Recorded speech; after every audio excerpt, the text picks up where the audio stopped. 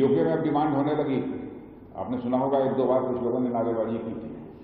5 साल पहले एक बार इंडियन आर्मी को कश्मीर वैली में मैं संबोधित कर रहा था एक कार्यक्रम को, उस समय ही मैंने कहा था कि पीओके को आक्रमण करके हड़पने की जरूरत नहीं पड़ेगी। वो तो हमारा पड़ोसी है ही, वो हमारा है ही पीओके। और पीओके के लोग स्वयं ये कहेंगे कि मैं भी भारत हूं, और वह दिन आने वाला। Hello, welcome to STH English. The Indian Defence Minister has spoken again, Mr. Rajnath, who is infamous for putting both his feet in his mouth and as a result having injured toes, has spoken about another phase of Operation Sindhoor, probably one, probably two. And he was speaking as if he had figured out the universe and he knew exactly how things are going to unfold whenever Operation Sindhoor 1 or 2 is to unfold. Right now, going purely by what he stated, the focus seems to be on Pakistan-related Kashmir, AJK as we call it. And his statement tends to suggest that Indians have completed the plan to reintegrate, as they call it, reintegrate the lost part of a state that they believe was theirs to begin with, because fraudulently the ruler at the time of partition was forced into signing some sort of an agreement to join the Indian Union.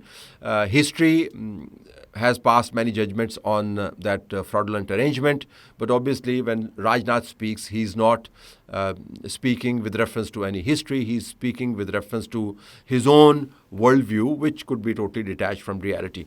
So Rajnath is saying that the situation inside Pakistan, Kashmir, is such that eventually these people are going to join the Indian occupied Kashmir, because the pull of the Indian dream is such that they will not be able to resist it.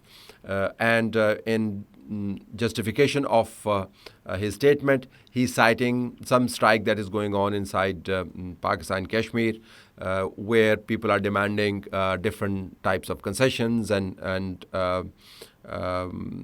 reforms, and there seems to be a long list of these reforms. Mr. Rajnath believes that these are not reform demands; these are actually deep-seated grievances that the people are expressing, and beneath these grievances, Mr. Rajnath thinks that he has the foresight to detect a desire to somehow join the Indian Union. This is funny. It would have been funny, frankly, totally, if it wasn't so tragic. It is funny in the sense that this really is so off the grid of reason. It is tragic because the Indian occupied Kashmir still has the presence of nearly 0.7 million Indian forces. This is one of the largest concentration of forces which are in occupation of an alien territory. You can look at any part of the globe and discover that areas that are occupied by other countries are, of course, governed by presence of forces, but in terms of sheer numbers to population, the ratio is heavily tilted in favor of Mr. Rajnath's government, which tells you that the area that is in their control itself is in the mortal danger from their point of view of slipping away from their hands, and therefore they need to deploy the forces there. And yet, Mr. Rajnath tends to suggest that somehow the pull of the Indian dream is such that Pakistan Kashmiris will not be able to resist that pull and eventually join them.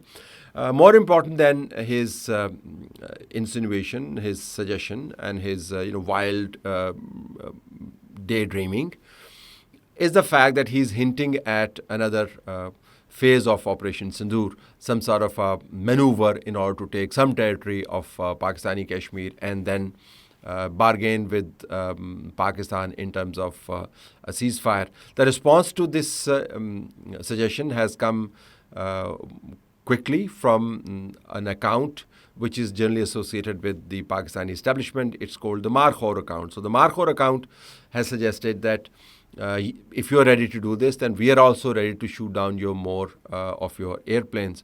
And then make no mistake about it that this time round is going to be an expensive kind of a response. So Pakistan is setting the record straight. Mr. Rajnath continues to do the saber rattling. He continues to be provocative, and Pakistani side continues to reinforce the stance that the government has taken, that you move an inch, we will move a mile against that inch. But that sets the tone of the things to come. The Modi government, caught in this desire and the ground reality of the Bihar elections, the desire is to have a single party majority in this very important state. But the ground reality is that this has been their tough terrain. They have been either defeated or had to live with a coalition government in this area, and they believe that this is a deep, dark hole in the heartland of the Hindi-speaking and Hindutva-based politics that they are representing.